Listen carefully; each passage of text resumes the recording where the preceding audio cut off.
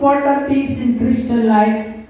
Number one, not everyone who says, Lord, Lord, will enter the kingdom of heaven. Sabi po sa verse 21, hindi lahat ng tumatawag sa akin, Panginoon, Panginoon, ay papasok sa kaharian ng langit. Hindi dahil nagpe-pray ka, tumatawag ka ng Panginoon, Lord, o Diyos ko, ay maliligtas ka na at makakapasok ka na doon sa kaharian ng langit. Sabi ng Panginoon, ito po yung nakakatakot. Na kahit pray pala tayo ng pray, nanalangin tayo ng nanalangin, lumalapit tayo ng lumalapit sa Panginoon, pero hindi okay yung puso natin, hindi tayo sumusunod sa ating Panginoon, hindi pala tayo makakapasok doon sa kaharian ng langit. Kaya dapat bilang isang Kristiyano, siguraduhin po natin. Amen? Amen. Dapat sigurado po tayo, dahil kapag nandun ka na sa impyerno, wala nang second chance. Wala nang pagkakataon na sasabihin mo sa Panginoon, Lord, bigyan mo pa ako ng pagkakataon. Hanggat may pagkakataon, hanggat binibigyan tayo ng pagkakataon ng ating Panginoon na tayo po ay maging totoo sa paglilingkod natin sa ating Panginoon. Amen? Sabi ko po kanina, hindi dahilan na nagsisimba-simba tayo, maliligtas na tayo. Kailangan po totoo yung pananampalataya natin sa ating Panginoon. Kailangan totoo yung pagsunod natin sa ating Panginoon. Akala kasi ng ilan, kilala na nila ang Diyos. Akala kasi ng ilan, mahal naman ako ng Diyos ililigtas ako ng Diyos kahit magkasala ako. Alam niyo mga kapatid, dapat ang pananampalataya ay may kalakip na gawa. Pag sinabi mo ng Lord, Lord, dapat po sumusunod tayo sa Panginoon. Lord, kailangan ko ng ganito. Dapat meron tayong pagsunod. Amen? Amen. Di ba po, bago mabigyan ng gantimpala ng amo mo, dapat nakikita sa iyo na sumusunod ka sa Kanya. Bago ka i-promote ng amo mo sa iyong trabaho, dapat masipag ka. Amen? Amen. Dapat kumikilos ka. Nakikita sa iyo na maayos kang trabahador. Ganon din ang Panginoon. Kailangan nakikita po sa atin na sumusunod tayo para po tayo ay makapasok doon sa kaharian ng langit. Amen. Sabi po sa Tito, aklat ng Tito, chapter 1, verse 16, ang sabi nila ay kilala nila ang Diyos, ngunit ito'y pinapasinungalingan ng kanilang mga gawa. Sila'y kasuklam-suklam, suwain at hindi nababagay sa magawang mabuti. Hello?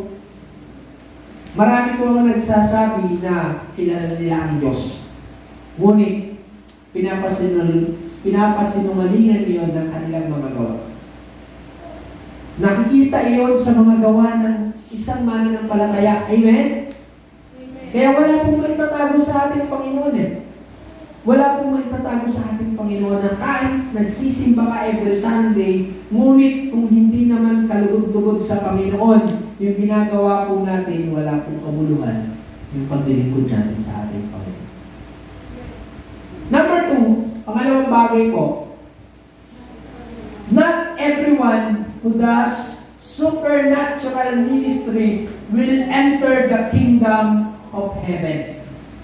Ano po kaya yun? Sabi doon, hindi lahat ng gumagawa ng paglilingkod sa ating Panginoon ay makakapasok sa kaharian ng langit.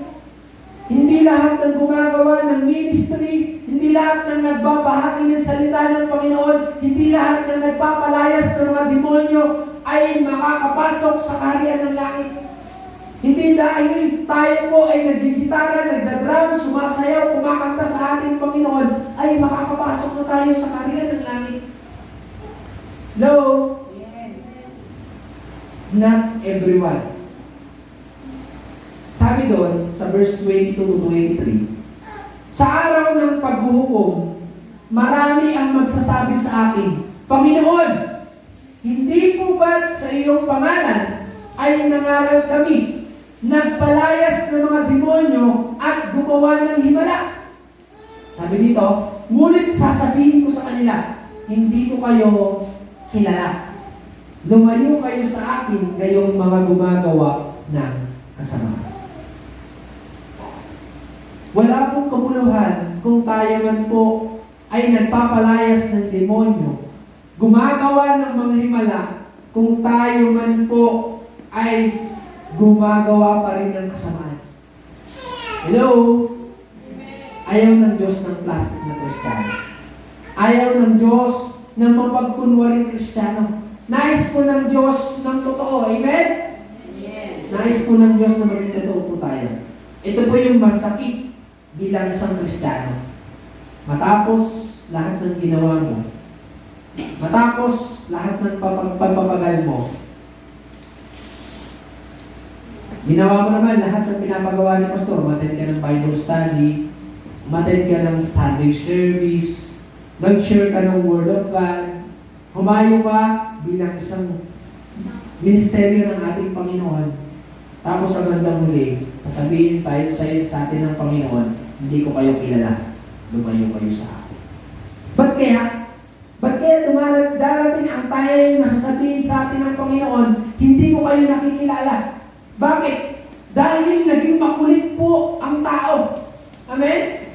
Dahil sa kakulitan ng tao, na kahit paulit-ulit binabawal, paulit-ulit niya pa rin ginagawa. Kaya pagdating ng time, sasabihin sa iyo ng Panginoon, hindi ko kayo kilala. Masakit po yun. Amen. Masakit po yun.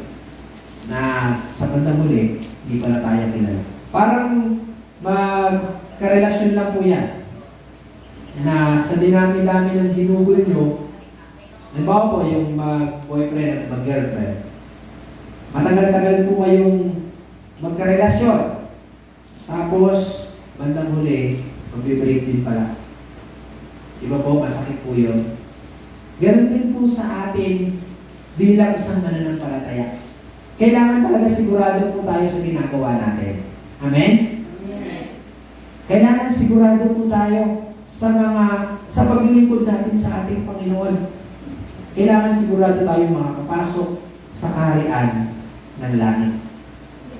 Kaya mahalaga na maayos yung relasyon natin sa Diyos. Hindi basta may relasyon lang. Amen? Hindi dapat may relationship lang. Dapat mayroong pagmamahal, mayroong pag-ibig, mayroong pananalangin, mayroong pagmamasa ng salita ng ating Panginoon. Hindi pwedeng sinasabi mo lang, mahal na mahal kita. Tapos, hindi mo naman pinapatunayan sa galaw mo, sa gawa mo. Amen? Kailangan patunayan po natin kapag, halimbawa na lang, sinabi natin sa isang tao, mahal na mahal kita. Dapat patunayan po natin sa mga gawa natin. Ganon din kapag sinabi natin, Lord, mahal na mahal kita. Dapat patunayan po natin na mahal talaga natin ang ating Panginoon. Amen? Number 1 na requirements para makapasok ka sa langit, yung tamang relasyon sa ating Panginoon. Pagkakaroon ng tamang relasyon sa ating Panginoon. Pagka wala po tayong tamang relasyon sa ating Panginoon, bagsak po tayo. May exam din po pala. May requirements din pala, parang nag-a-apply ng trabaho. Amen? Amen. Pag nag-a-apply ng trabaho, pagka wala yung isa mong requirements, hindi ka matatanggap. So, ganun din sa pagiging Kristiyano. Kapag hindi ka nakapasa sa isang requirements, hindi po tayo makakapasok sa kaharian ng langit.